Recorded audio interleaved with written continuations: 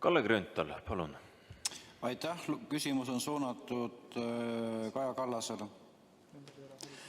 Sooviksin märkida nüüd seda, et te ütlesite, et mina panen teile sõnu suhu ja ma ei ole seda teinud. Me võime maha istuda, vaadata selle ERR-i telesaate ära ja kuulata ära ka siis selle Kuku raadios öeldud teie lause, et Johnson & Johnsoni vaktsiini vastu pakute siis Eesti rahva poolt siis meditsiini- ja teadusuuringuid.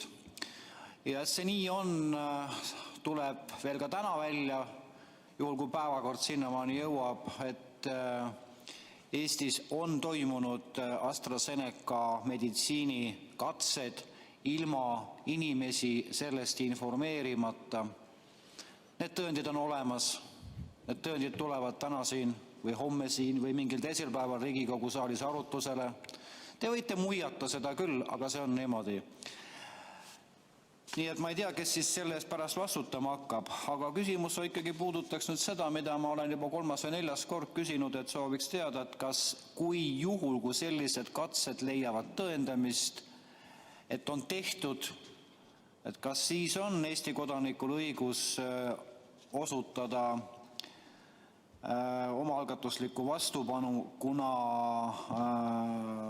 on põhiseadusliku korra mõistes on tegemist olulise põhiõiguse rikkumisega. Aitäh! Aitäh! Ma lihtsalt tahaks seda öelda, et miks te ei viita konkreetsetele tsitaatidele, on sellepärast, et teil ei ole neid tsitaate ja seetõttu te räägite, väidate tõsikindlalt midagi, mida ei ole lihtsalt olemas ja see ei ole korrektne.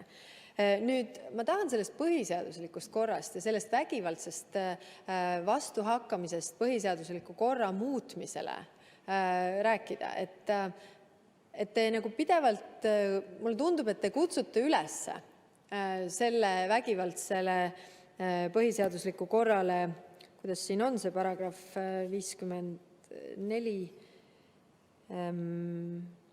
kui muid vahendeid ei leidu, on igal Eesti kodanikul õigus osutada põhiseadusliku korra vägivaldsele muutmisele oma algatuslikku vastupanu.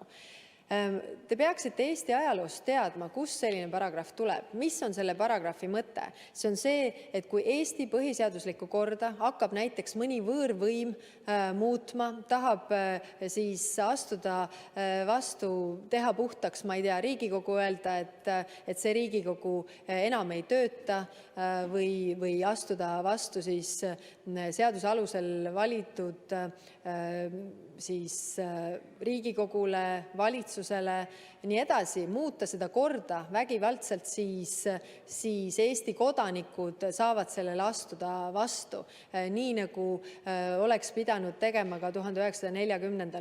aastal. Need on need õppetunnid, mis on meie ajaloost, kus me oleme õppinud, et kui seda põhiseaduslikku korda vägivaldselt muudetakse, siis inimesed ka sellele vastupanu osutama peaksid ja peaksid seda kasutama selleks kõiki võimalusi. Ma ei saa aru seda, millele te praegu üles kutsute. Kas praegune Riigikogu ei ole teie arvates valitud vabadel valimistel ja ei ole legitiimne? Kas te ütlete seda? Või mida te ütlete, et mis see etteheide põhiseadusliku korra osas on ja mille jaoks te üles kutsute, mis on see vägivaldne vastupanu, mida te siin ehitate? Ma tahaks sellest aru saada.